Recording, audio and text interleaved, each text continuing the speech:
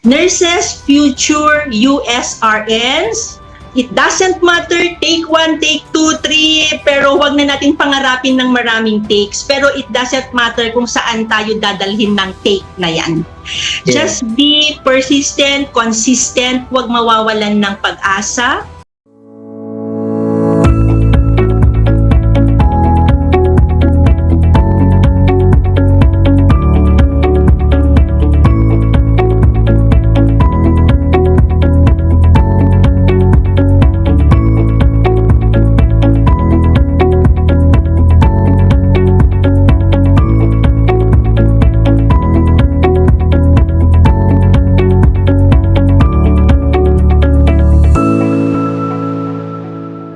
Good morning, good afternoon, good evening, nurses. My name is Chris from Nasha Business Consultancy Services. With me is Miss Rene Jane Villanueva from Pangasinan, RN USRN. How are you, ma'am? Congratulations for passing the NCLEX.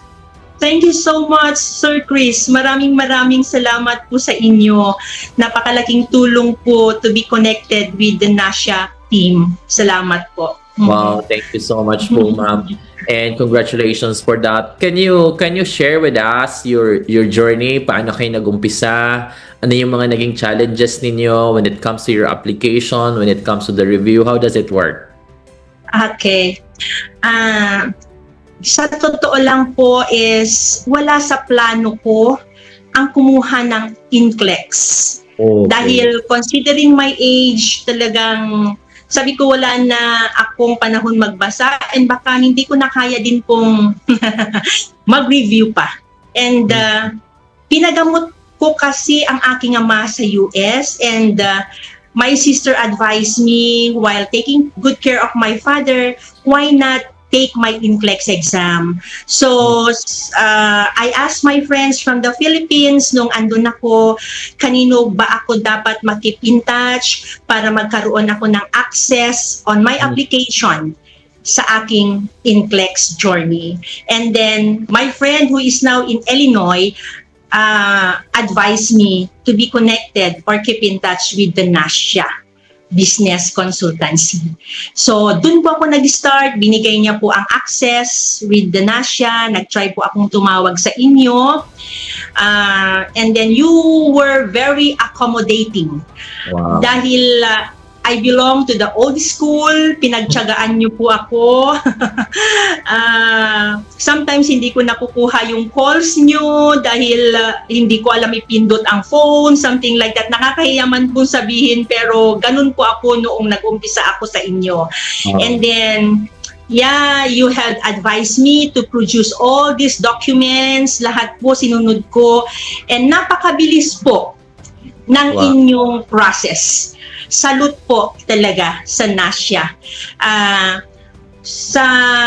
Kung if I am not mistaken po, parang it took less than a month na sinabi nyo na po na, ma'am, waiting na lang po tayo sa inyong ATT. Kasi po medyo mabilis din po kasi yung pag-submit ko sa inyo ng papers. Pero meron po yung konting delay na hindi kasi ma-release ng School of Nursing po yung paper na yun noon. Pero very fast. Nag-apply po ako ng January, kung hindi ako nagkakamali, Feb is okay na lahat. Wow. Good to go na po. Yung aking, ang sabi nyo, for ATT na tayo and everything, the payment, ma'am, like this, like that. Napakabilis nyo pong mag-process, walang hassle, napaka-accommodating nyo, napakabait nyo po. Just like my case, who is talagang walang alam sa computer and everything, pinagtiyagaan nyo po ako hanggang sa review po ni Sir EJ. Yes po. Sobrang salute din po sa success ninyo, ma'am. Talagang ikaw po yung example ng isang nurse na dapat hindi sumuko, no, sa gusto nating maabot. Kasi every now and then nag-uusap tayo doon sa challenges mo, nag-uusap tayo doon sa mga personal problems mo, and even nung nasa US ka, no. So talagang ikaw yung a good example na never give up in achieving your professional goal. So much with all the experiences that you have, ma'am. Recently po, ma'am, nung nag-take kayo ng NCLEX, if you could share with us, anong number po kayo nag-stop at ilang oras po? Okay. Concerning po doon sa pag-take ko na ng exam noong July 10 at 7 a.m. In Makati. Yes po, sa Trident po ako, Pearson View. So, I stopped at number 85. Oh. Siyempre po, kahit andun ang faith, andun ang trust sa Panginoon, hindi po natin talaga maalis yung pagkatakot doon sa result na lalabas. Pero siyempre po, kapit lang sa ating tiwala sa Panginoon. Sabi nga po, basta tayo magtiwala sa Panginoon, kung para sa atin yon ibibigay niya. So, I stopped at number 85. The exams is quite difficult. Wala naman pong madali, sabi nga nila. Opo, pero pinagtiyagaan ko talaga from number 1 to number 85. Talagang nag-take time po akong sumagot.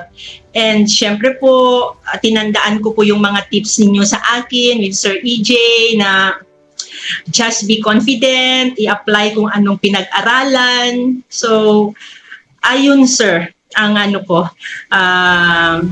journey ko nung July 10. Opo. And hindi ko talaga ina-expect na ganun po ang magiging resulta. And then, fast forward, nung nag-message na po kayo sa akin ng Monday morning, I was so hesitant to open your message to me. Kasi hindi ko po alam kung ano ang karga ng message na yan. And then,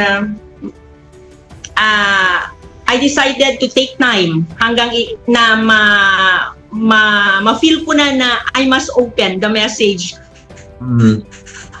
of Nasya. And then, tumawag po kayo sa akin. Nagkaroon na po ako ng positive feeling na okay ang result ko because Sir Chris is calling me right now nung nakita ko na po dun sa screen ng phone ko na it was Sir Chris calling me. Wow. Yes po. Oh, congratulations. To God be the glory, sir. Congratulations for that one, ma'am. No, talagang hindi naging madali yung naging journey natin. Nung pumasa po kayo, I call Sir AJ. Nag-usap kami ni Sir AJ and sabi ko, Sir, pumasa na po si Ma'am Rena. Sabi niya na, Sir, congratulations. Deserve po ni Ma'am Rena Jane yan. And we are happy for that success po, ma'am. So, lastly po, ma'am, what are your message and advices to other nurses who plan to take the NCLEX aspiring to become a USRN na sabihin natin na nag-uumpisa pa lang or ka-age po ninyo? Those are the things, no? So, ano ang message and advices mo po sa kanila? Yes po. Yes, sir. Sa mga nangangarap po o kaya ang pangarap, ang kanilang dream sa buhay ay makarating sa US as a nurse. Ang maa-advise ko lang po sa inyo basing on my experience is just be patient and have faith in God. Napakahirap po, and to be honest po, sa edad ko po, I'm not ashamed to tell you my age para maging inspirasyon po ako sa iba. I am 56 years old and I started to review NCLEX last year. I was 55. Considering my age, dun sa mga batang nagplaplano na mag-exam or nasa review na po ngayon, kayang-kaya niyo po considering po ang edad ninyo. I-compare nyo po sa akin, I am just like your mother. Sa mga bata po ngayon na nakasalang na for their NCLEX exam and ongoing ang kanilang reviews, maging persistent lang kayo anuman ang mangyari. It doesn't matter, take 1, take 2, 3, pero wag na natin pangarapin ng maraming takes. Pero it doesn't matter kung saan tayo dadalhin ng take na yan. Yeah. Just be persistent, consistent, wag mawawalan ng pag-asa. And kung talagang yun ang gusto mong makamit, makukuha mo dahil ang Panginoon hindi niya tayo iniiwan sa kahit anong area ng ating buhay. Kaya nurses, future USRNs, go, go, go. Kaya natin ito.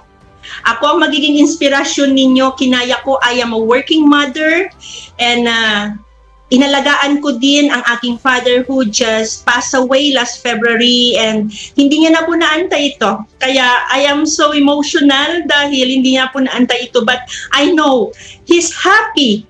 I know he's watching me, and alam niya po na nakamit ko na ang pangarap din niya para sa akin. And yes sir. Maraming salamat. Hindi ko po makakalimutan ang Nasha Business Consultancy, and ako po ang magiging isa sa magsasabi sa lahat ng gustong pumasa ng NCLEX or pumunta ng ibang bansa na kayo po ang kanilang lalapitan. Hindi sila magsisisi with the Nasha Business Consultancy. Wow. Yes. Maraming salamat for all the appreciation po, ma'am, na i-share ninyo, and tulad nga ng sinabi ko kanina, from the very beginning, we trust in you, we believe in you that you can do it. This is all for you. Kung baga, yung success nyo po is success naman din po namin, no? We are happy for that success that you have. And I know na ang papa nyo po, yung father po ninyo, is masaya din po siya na naabot niya na yung mga pangarap nyo po at pangarap niya po sa inyo. Yes. So, Thank you. again, ma'am, thank you so much for sharing your story. It is really an amazing story and inspiration to everyone. And we look forward seeing you in the coming months and years working as a registered nurse in the United States. Congratulations once again, Ma'am Reyna Jane Villanueva, and God bless you po. Thank you very much, Sir Chris. Forever, Nasha will be in my heart and in my mind. Salamat sa pagbigay ng Panginoon na I'll be connected po sa inyo. Na pinagtagpo niya po ang ating landas, ang Nasha, at sa akin po. Maraming salamat po. Maraming salamat, Sir Chris.